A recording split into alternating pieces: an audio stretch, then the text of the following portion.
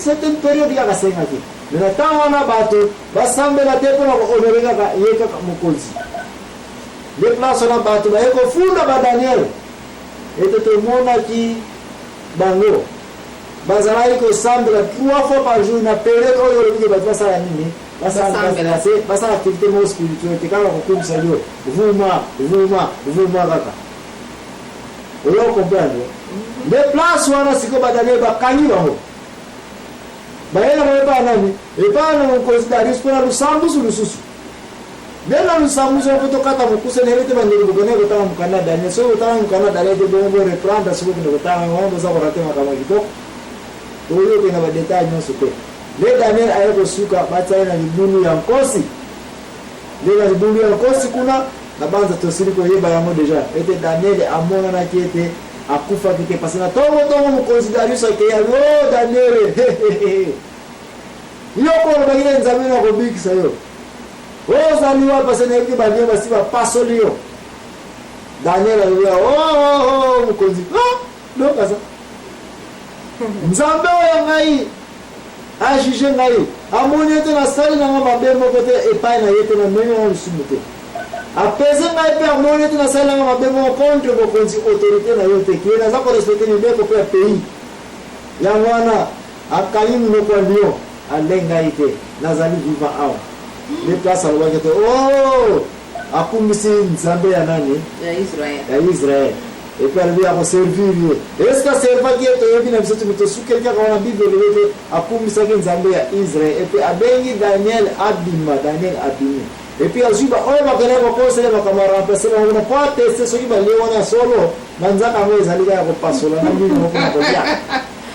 bato wana kaka na entrer kaka tia ama muku etikala kate ako bale wala za somo olandinga sema les places Nabucodonosor leçon à apprendre ezalika ka moko Nabucodonosor asala ki nzambe na mita suka ateyaki apesa ba verset biblique o ezalika ti le ba passer ebele ba évangile ebele ba utiliser ka moko na koteya azalaki muteya makasi nzambe aliseplana mingi nzambe abengaki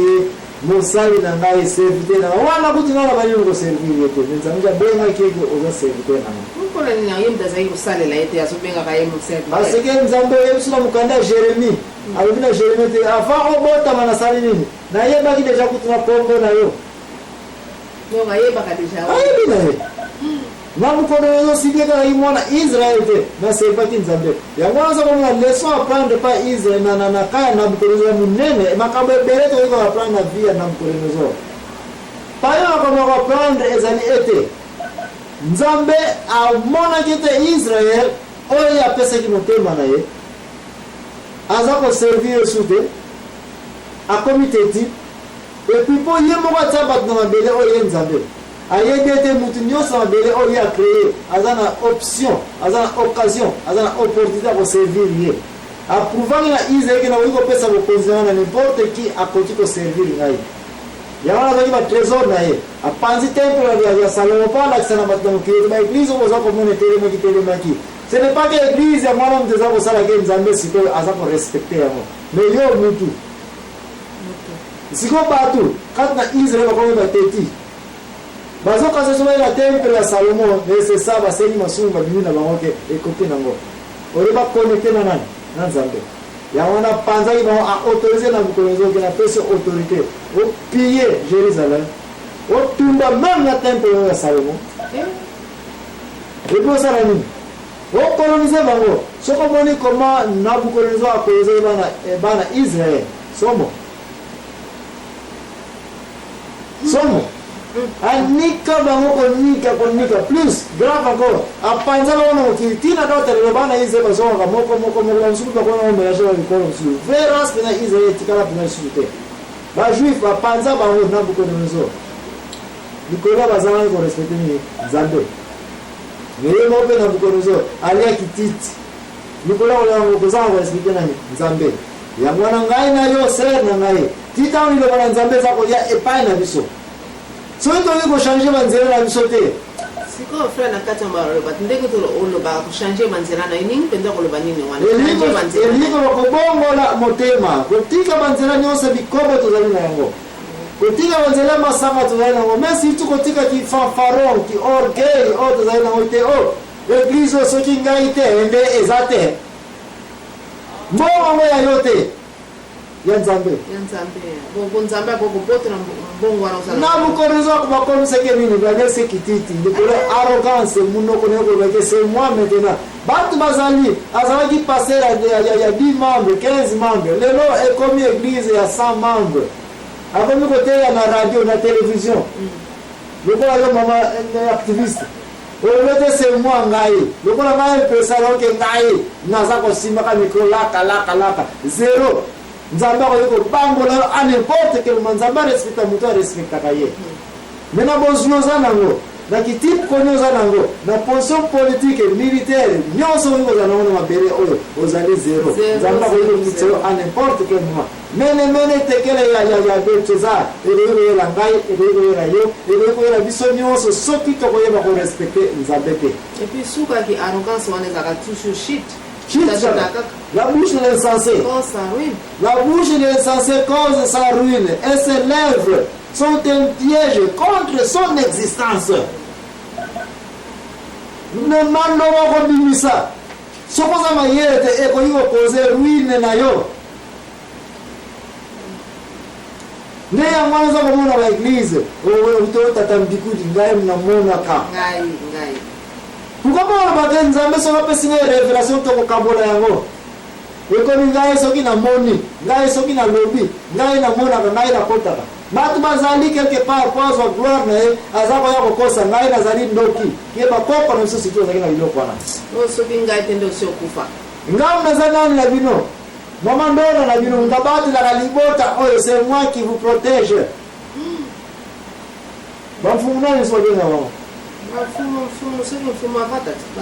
bato bazali baprotégaka bazani bato bazala batata mfumu oyo ngai tata mfumu boyelanga bacostume boyelanga nini bilamba boyelanga kolia omona alati mpe elamba ya rouge azotambolaka na nkila mfwenge wana mpona kolakisa te ngamu naza ndoki epui bato bandili ye aza nani ndoki makambo mpe eza na faya moke mpa tata mfumu atalelakisa nini bawakambo a protéger biso ye moko azali capable ko se protéger pota wana kene kozoka na bilanga nde arrogance yango yo oza komona Nabucodonosor azalaki nango tikino alesi kititi yo mpe oza kolanda na place wana soki ozali tata mfumu soki ozali nganga soki ozali magicien soki oza kobeta telefone aza ndoki na koyi kokende awa na koyi kokende awa pandaki ozali na puissance yango te Nabucodonosor eza kozela yo kititi eza kozela yo kolia yango a moins ke oyoka liloba oyo te à moins qu'on ait la parole de Dieu, à moins que le message est atteindre mais ce qui message aussi dit qu'il y a là, et là on va changer la minute, bon on va monter maintenant. Tu quand on dira que ça va tout que yom tout le monde a. Donc nous amène à ce salle là yo.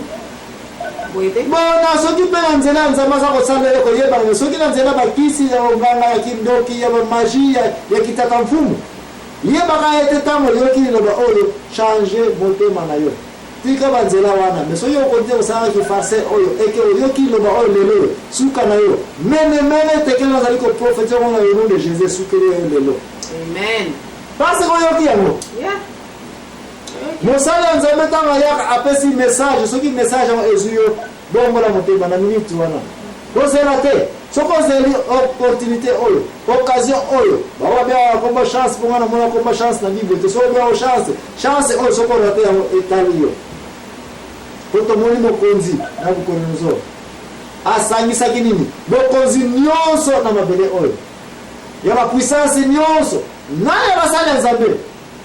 me basala nzambe ba ekoloba ete biso tomona kana biso pepe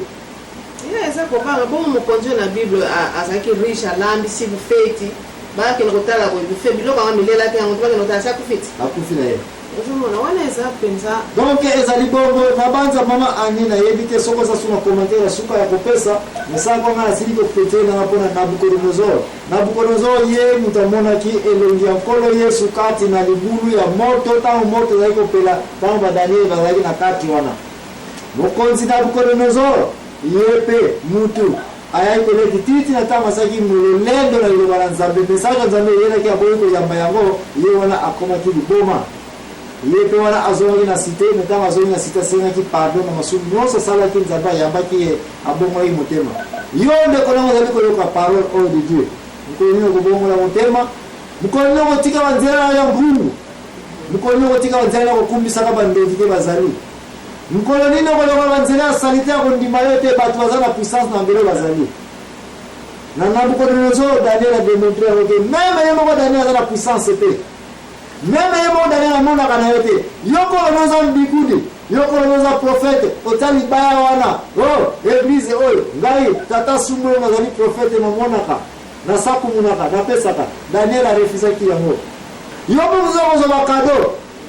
Daniel a proposé bakado mikonzi nyonso akena komona bakambo aboya ki nyonso oyo boni bazali ko bikula pepesa ngai yela ngai kanisa la ngai mazala na lise ke